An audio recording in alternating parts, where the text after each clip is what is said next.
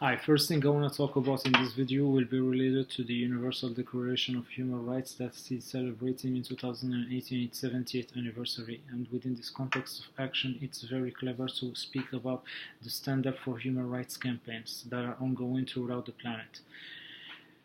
These goals of these campaigns are related to, of course, raising awareness and engaging all the actors from public to private sector, as well as NGOs, civil society and academia within the context of action related to the protection of human rights and promoting them worldwide. Among the crises that we could invoke while we're speaking about that, in order to be further more specific as we speak about the current situation in 2018, we could start, for example, with the Rohingya crisis in Myanmar. I have also in mind the issue that is ongoing in Yemen right now, concerned with the humanitarian situation and the access and the crimes versus humanity that have been committed over there. It's very important right now for the United Nations Security Council to focus on the issue like how it is in the issue of Syria. I think the Syria's and Yemen's conflicts are really getting close to the same level in terms of hardship. Amnesty International is focusing specifically on Yemen, and I think things could be improving in this context of action.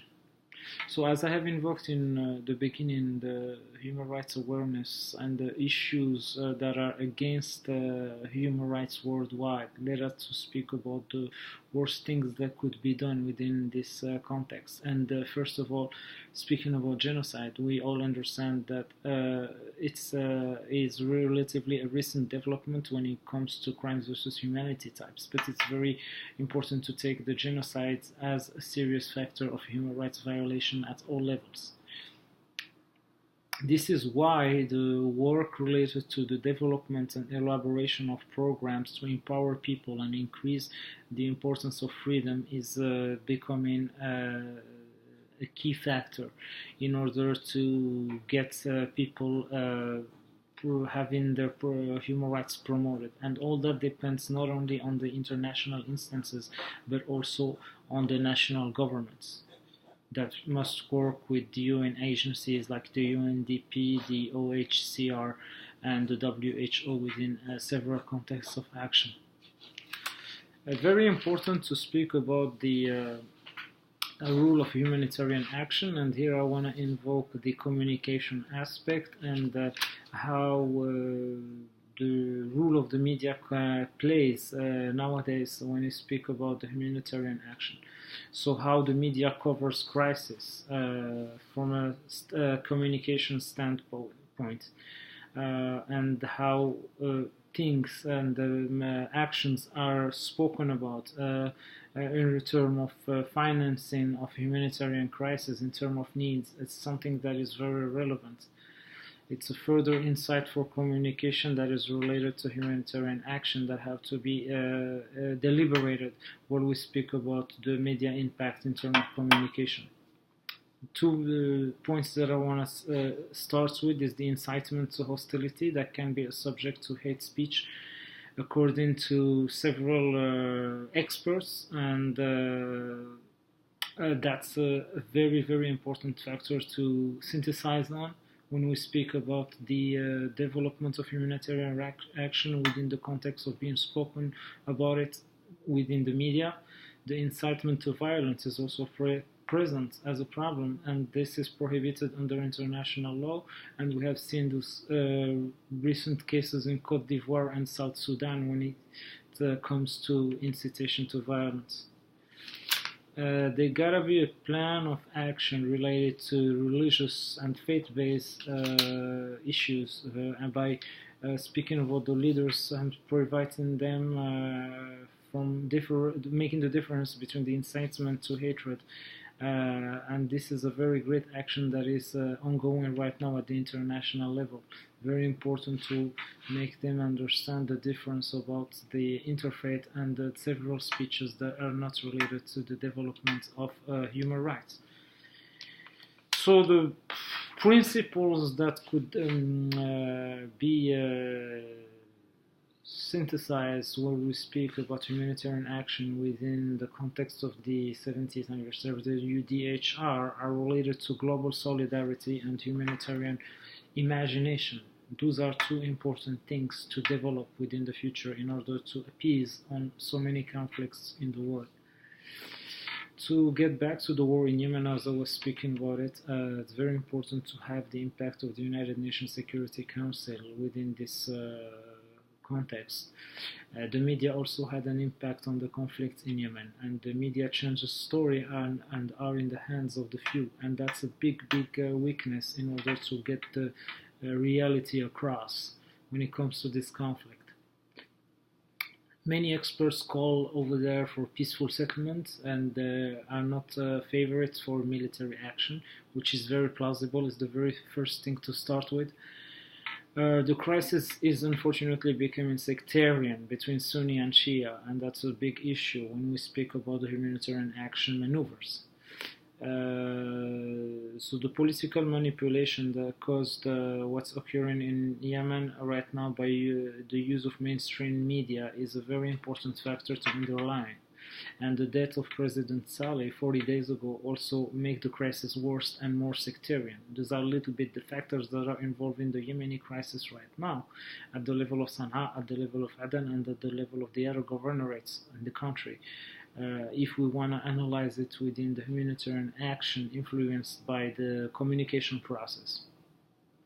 So, very important also to mention that the challenge of the United Nations right now is peace building and peacekeeping, and it's very tough, and the organization is asking from the inside how to get help, not just from the factors of the communication, but of course from the NGOs and the civil society and academia, because we are all together in the same challenge in order to promote human rights within this, not only for the anniversary, but also for the years ahead. As I said, every year builds the other, every decade builds the other, and so on.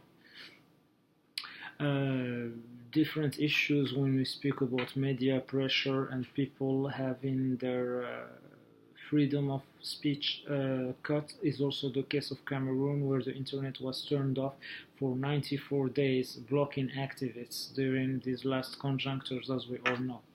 Very important to mention that without the respect of Article 18, which is for the freedom of thought and religion, I speak about Article 18 of the Universal Declaration of Human Rights, and the Article 19 that speaks about the freedom of opinion and expression, we cannot go further, because there's a lot of work to do in this context of action in order to promote both articles. A lot of work has emerged from these articles, either historically or geographically. Very important to emphasize on that. So it's very clever to speak about the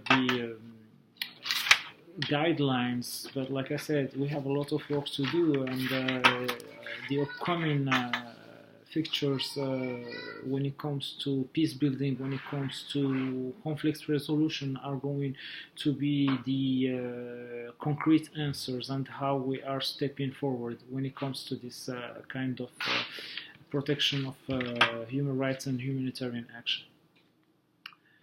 Getting back to more of a national topic here in the United States, and to speak about since I spoke about the media, we all know about the importance of being very qualitative. Unfortunately, as we all know, the journalism and the media in the United States has known a lot of decadence during these last years, and a lot of politicians, either Republican or Democrats, have already raised a voice in regards of this kind of regression, I would say.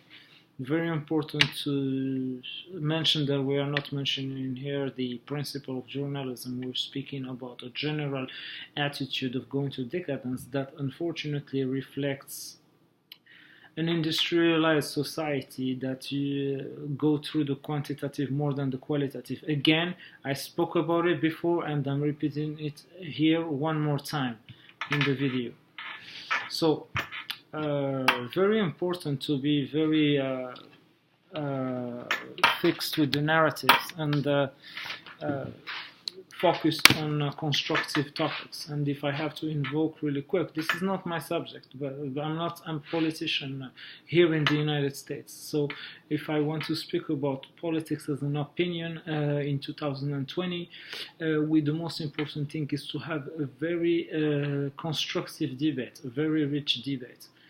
2016 presidential elections to me were the first constructive elections in this country for a long time, because either Donald Trump, with his experience in business and entrepreneurship, Hillary Clinton from the other side with the liberal ideas, were two different currents indeed, but that could represent a very constructive thing. Again, there gotta be an election. I mean, there gotta be two people running for the same race. So we have to acknowledge that and know that it's a fact that will happen. So looking forward to seeing how this campaign will be built within the 2018 and 2019 months.